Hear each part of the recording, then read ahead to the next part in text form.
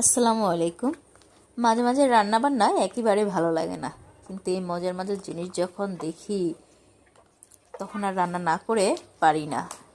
কুমড়ো ফুল দিয়ে আজকে বড়া করব, চলেন দেখি কিভাবে করছি। এরই থাকে আমার ছেলে কয়েকবার বড়া খাওয়ার জন্য চলে আসলো।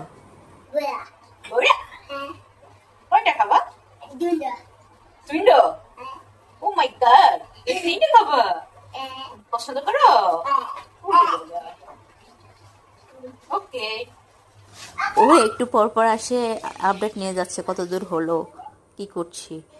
তো যাক, আমি ফুলগুলা একটু ওয়াশ করে নিচ্ছি। কুমড়ো ফুলে মাঝে মাঝে একটু পোকা দেখা যায় ভিতরটায়, তাই এগুলো ভালো করে বেছে নিতে হবে। এখানে আমি বেসন নিয়ে নিচ্ছি পরিমাণ মতো। বেসনের সাথে একটু চালের গুঁড়া দিয়ে দিচ্ছি, এটাও পরিমাণ মতো, সামান্য একটু ক্রিস্পি হওয়ার জন্য। লবণ দিলাম, ধনে গুঁড়া, মরিচ গুঁড়া, হলুদ গুঁড়া, সব কিছু দিয়ে শাঁসে একটু কালো জিরে ভালো করে হাতে কষলে দিলাম।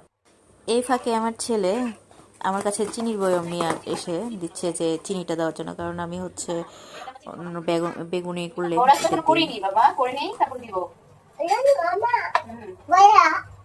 বড়া করি নাকি বাবা এখনো?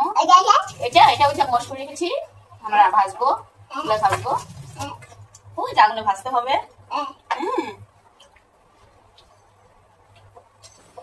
তো এখন আমি এই বড়াটা ভাজা শুরু করব। ওয়েট ওয়েট, এই তো হয়ে যাচ্ছে, আর একটু সবুর করো।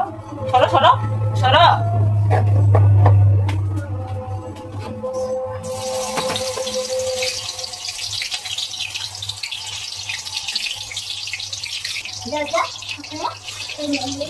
নানু, বাবা, আপু সবাই খাবে। ছেলে তার দাদাকে ডাকতে গেছে বড়া খাওয়ার জন্য।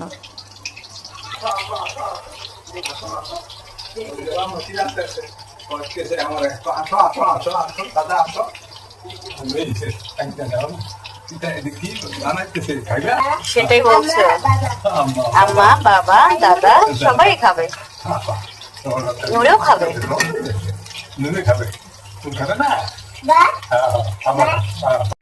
আমার ছেলে এই বড়াটা অনেক পছন্দ করে খেতে, প্রায় আনা হয় যখন কুমড়ো ফুল পাওয়া যায়, এটা সিজন থাকে, ওই সিজনে। আমার ছেলে বড়াটা পেয়ে তো অনেক খুশি। আমার ভিডিওগুলো ভালো লাগলে লাইক, কমেন্ট আর সাবস্ক্রাইব করে দিবেন। ধন্যবাদ সবাইকে।